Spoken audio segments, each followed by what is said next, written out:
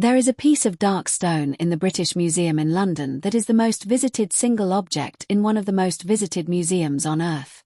It is not particularly large. It measures approximately 112 centimeters tall, 75 centimeters wide, and 28 centimeters thick, roughly the size of a large kitchen table laid on its side. It is not beautiful in the conventional sense. It is a broken fragment of a larger stele, its surface covered in dense rows of text in 3 different scripts, its edges chipped and worn by 2,000 years of history before it was even found. But it is the most important piece of rock ever discovered by human beings. The Rosetta Stone. The granodiorite slab that contained the same priestly decree in 3 versions: Ancient Egyptian Hieroglyphics, Ancient Egyptian Demotic Script, and Ancient Greek, and that provided, for the first brilliant minds who recognized what they were looking at, the key that unlocked the door to 3,000 years of Egyptian civilization that had been completely silent since the last person who could read hieroglyphics died sometime in the 4th century CE. Before the Rosetta Stone, ancient Egypt was a magnificent visual experience and a complete linguistic mystery. The pyramids were there. The temples were there. The tombs were there, filled with the most extraordinary paintings and carvings and the specifically dense hieroglyphic texts that covered every available surface with a profusion of images that was clearly meaningful and completely unreadable. 3,000 years of Egyptian history, thought, literature, religion, science, and daily life were recorded in a script that nobody in the world could read. After the Rosetta Stone, after the decades of brilliant and competitive scholarship that the stone's discovery set in motion, culminating in the 1822 breakthrough of a young French scholar named Jean-François Champollion, the silence ended. The texts began to speak. And the specific civilization they revealed, more complex, more humanly rich, more intellectually sophisticated than even the visual magnificence of its monuments had suggested, became available to human understanding for the first time in 1,500 years. This is the story of that silence and that breaking. Egypt in the ancient world was the longest-lived and the most continuously documented civilization in human history. From the unification of Upper and Lower Egypt under the legendary first pharaoh Nama in approximately 3100 BCE to the conquest of Egypt by Alexander the Great in 332 BCE, nearly 3,000 years, the Egyptian state, the Egyptian religion, the Egyptian language, and the Egyptian writing system maintained a continuity that no other civilization in the ancient world matched. The hieroglyphic writing system, one of the world's earliest, developed in approximately the same period as Mesopotamian cuneiform, between 3300 and 3200 BCE, was one of the most visually spectacular writing systems ever created. The word hieroglyphics comes from the Greek words for sacred carvings, and the Greeks who encountered the Egyptian script in the Ptolemaic period were not entirely wrong in their characterization.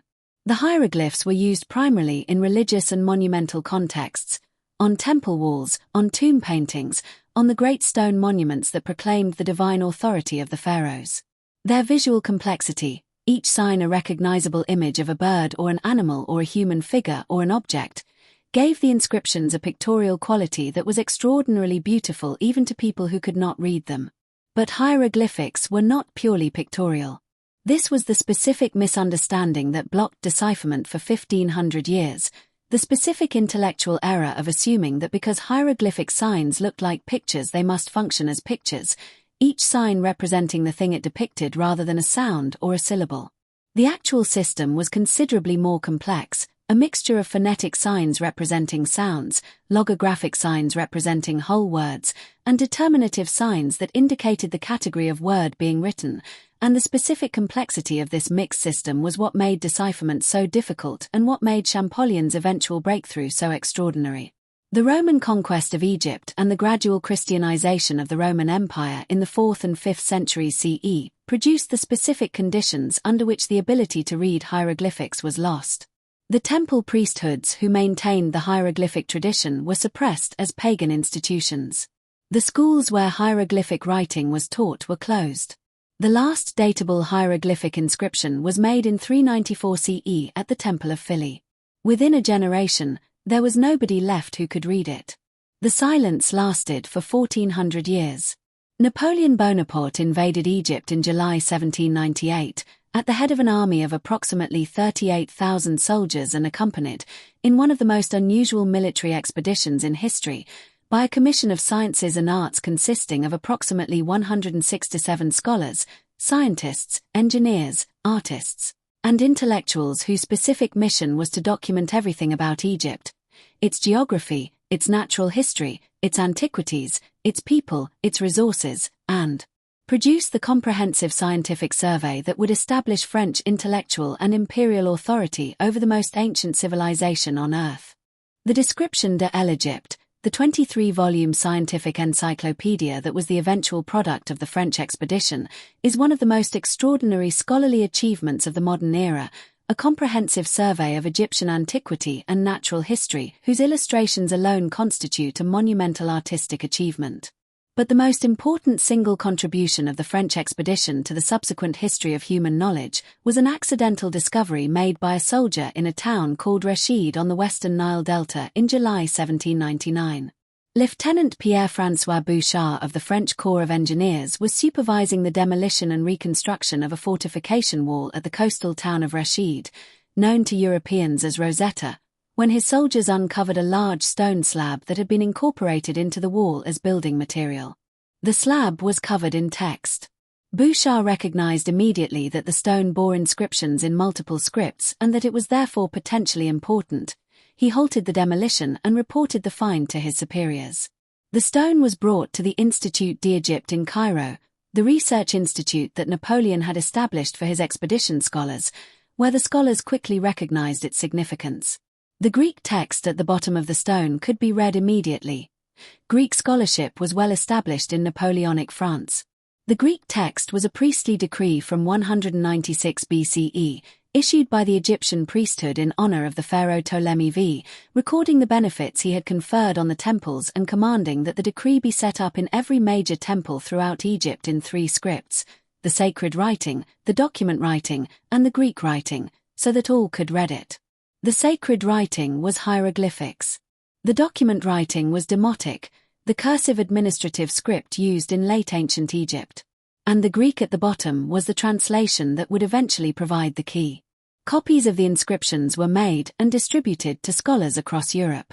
The race to decipher the hieroglyphic text had begun. Napoleon's campaign in Egypt ended badly. The French fleet was destroyed by Nelson at the Battle of the Nile in August 1798. The British and Ottoman forces gradually contained and then defeated the French army. Napoleon himself slipped away to France in 1799 to pursue his political ambitions, leaving his army behind. When the French army surrendered to the British in 1801, the terms of the capitulation included the surrender of all antiquities collected by the French expedition, including the Rosetta Stone, which had been moved to Alexandria for safekeeping. The British officer who took possession of the Rosetta Stone reportedly encountered significant French resistance. The French scholars did not want to give it up and argued that it was a scholarly object rather than a military one and should be excluded from the surrender terms. The British were unmoved. The stone was shipped to Britain and installed in the British Museum in 1802, where it has remained ever since, despite repeated Egyptian requests for its return, requests that the British Museum continues to decline with the specific institutional stubbornness of a museum that knows what it has and has calculated that keeping it is worth the diplomatic cost. The decipherment race. The scholars who received copies of the Rosetta Stone inscriptions in the early 1800s understood immediately that they were looking at the potential key to hieroglyphic decipherment. 3 versions of the same text, one in a language they could read, 2 they could not. But understanding the potential of the key is not the same as turning it. The first serious progress came from Thomas Young, an English polymath of extraordinary range who had made foundational contributions to physics, medicine, and linguistics and who in his spare time turned his attention to the demotic text on the Rosetta Stone. Young correctly identified that some hieroglyphic signs were phonetic, that they represented sounds rather than pictures, and correctly identified the oval cartouches that appear in the hieroglyphic text as containing royal names. He partially decoded the name of Ptolemy in the hieroglyphics. But Young's progress stopped there. His specific intellectual commitment to the idea that hieroglyphics were primarily ideographic, that the phonetic signs were exceptions used only for foreign names, prevented him from taking the next step, which was recognizing that phonetic signs were the rule rather than the exception, and that the entire hieroglyphic system could be decoded using phonetic principles. Jean-François Champollion took that step. Born in 1790 in Figeac in southern France, Champollion was a linguistic prodigy who had taught himself a dozen languages including Coptic, the late form of ancient Egyptian that survived in the Egyptian Christian Church and that proved to be the crucial bridge between the ancient Egyptian language and the decipherment. He had been obsessed with hieroglyphics since the age of 11, since the moment when, according to the famous anecdote, he was taken to see a collection of hieroglyphic papyri and was told that no one could read them, and decided immediately that he would be the person who could. The breakthrough came on September 14, 1822, the date that Egyptologists celebrate as the birthday of their discipline. Champollion had been comparing the hieroglyphic texts from the Rosetta Stone with other Egyptian inscriptions, including the inscriptions from the Philly obelisk that contained the cartouche of Cleopatra, allowing him to cross-reference signs between the two royal names. The pattern became clear: the hieroglyphic signs were phonetic, they represented sounds, the system was a writing system not a picture system, and he had enough correspondences to begin reading. He ran from his study to the building across the street where his brother Figeac worked, shouted "J'tiens l'affaire, I have it," and collapsed. He had been working with such intensity for days that the breakthrough, when it came, produced a physical collapse from which he did not recover for 5 days. He recovered. He published. The world had hieroglyphics back. The subsequent century of Egyptology, built on Champollion's decipherment, using the Rosetta Stone as its foundational document, transformed the understanding of ancient Egypt from a visual spectacle to a fully realized civilization with a literature and a history and a science and a theology and a humor and a humanity that the texts revealed in detail, no less rich for having been silent for 1400 years.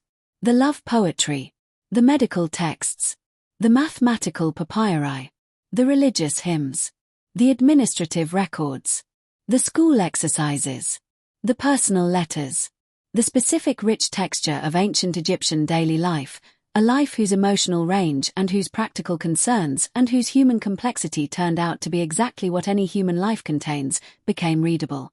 The people who had built the pyramids and the temples and who had painted the extraordinary tombs of the Valley of the Kings could finally speak for themselves. The Rosetta Stone is in London. Egypt wants it back. The British Museum says it belongs to the world. The argument, which is really a simpler argument about who gets to decide where things belong, continues. The stone itself is indifferent to the argument. It has been doing its job since 196 BCE, recording a priestly decree in 3 scripts so that all could read it. It did not expect to have to wait 2,000 years for the all to include everyone. But it waited. And when the right mind finally came to it, a French prodigy who had taught himself Coptic for exactly this purpose, it gave up its secret in a moment so overwhelming that the man who received it collapsed on the floor and did not get up for 5 days. 3,000 years of Egyptian civilization. One broken piece of dark stone. One young Frenchman who had been preparing his entire life for a single September morning. Wonderful things. Again.